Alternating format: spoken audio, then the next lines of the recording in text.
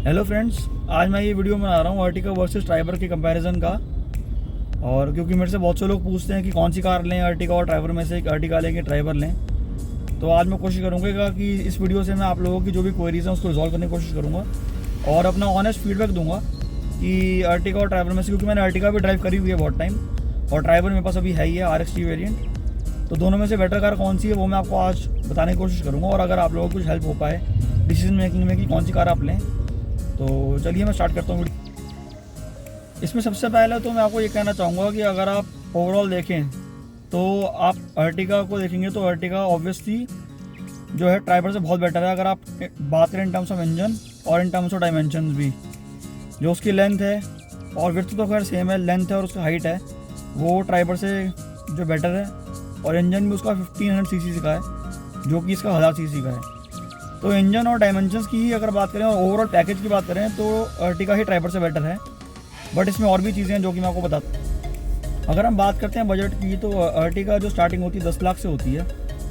और मैं तो पर्सनली ये कहूँगा आपसे कि अगर आप बजट जो है 11 लाख तक आप कर सकते हो, 11 साढ़े 11 तक कर सकते हो, तो आप अर्टिगा VXI ही लो। फिर तो खैर ट्राइबर लेने का तो मतलब ही नहीं बनता, क्योंकि इंजन भी हल्का है और स्पेशियस भी थोड़ी अर्टिगा के मुकाबले कम है।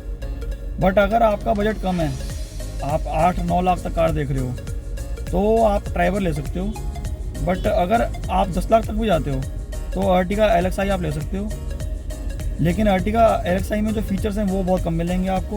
उसमें आपको एक तो स्टीरियो नहीं मिलेगा, म्यूजिक सिस्टम नहीं मिलेगा, स्पीकर्स नहीं मिलेंगे, रेयर AC वेंट्स नहीं मिलेंगे जो इसके अंदर हैं अभी। और अगर मैं ओवरऑल बात करूँ तो ट्राइबर मेरे को फीचर वाइज अगर मैं बात करूँ तो फीचर वाइज मेरे को अर्टिगा से बहुत बेटर लगती है, क्योंकि इसमें जो फीचर्स हैं वो RXT वेरिएंट जो कि 8.5 लाख का पड़ा मुझे ऑन रोड अप्रॉक्स, क्या नाम है, दिल्ली NCR में। तो इसमें जो फीचर्स हैं वो इतने अच्छे फीचर्स हैं, जैसे कि रेयर AC वेंट्स तो जो लास्ट रो तक हैं। और जो सबसे अच्छी बात है कि वो जो ब्लोअर्स नहीं है, वो एक सेपरेट यूनिट है इसके अंदर AC की, जो कि बाकी कार्स में आपने देखा होगा अर्टिगा वगैरह में, उनमें ये ब्लोअर्स होते हैं जो कि आगे की एयर को ही पीछे सर्कुलेट करते हैं।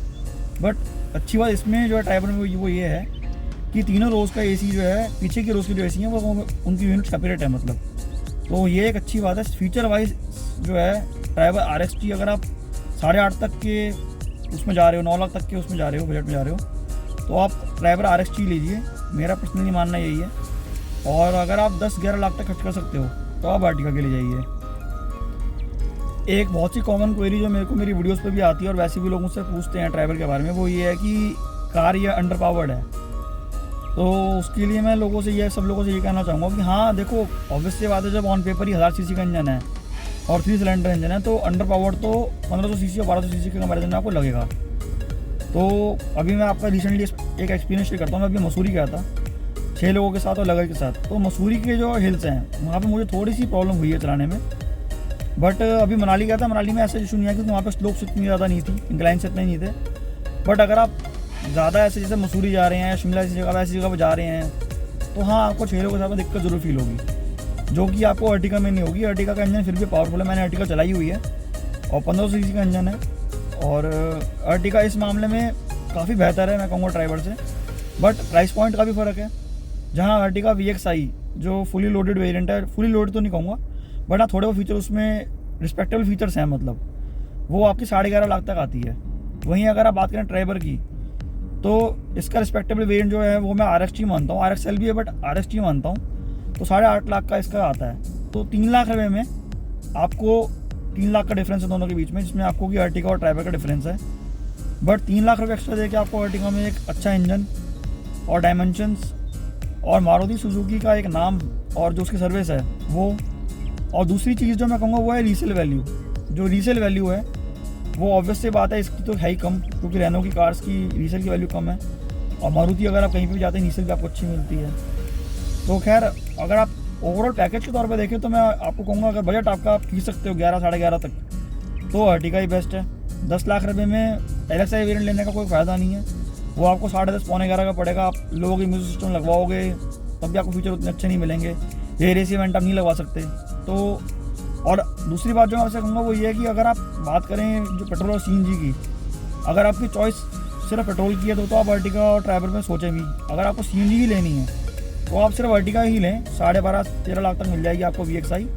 वो एक अलग बात है कि उस पर वेटिंग 6 या 9 महीने की होती है। बट बहुत से लोग मुझसे ये भी पूछते हैं कि हम ट्राइबर लेके इसमें सीएनजी लगवाना चाहते हैं। तो उन लोगों से मैं ये कहना चाहूँगा, जितना मेरा फीडबैक है पर्सनली, कि इसमें आप अगर आप ये सोच के ले रहे हैं कि ट्राइबर में हम सीएनजी लगवा लेंगे, तो हो सके तो आप इसको अवॉइड ही करिए। क्योंकि एक तो लास्ट रो में पहली स्पेस कम है, और वो सीट्स आपकी इतनी आगे और हो जाएंगी, और बूट में आपको कुछ नहीं बचेगा। कैरियर लगवा सकते हैं तो वो प्राइवेट कार्स में बहुत सी स्टेट्स में अलाउड नहीं है।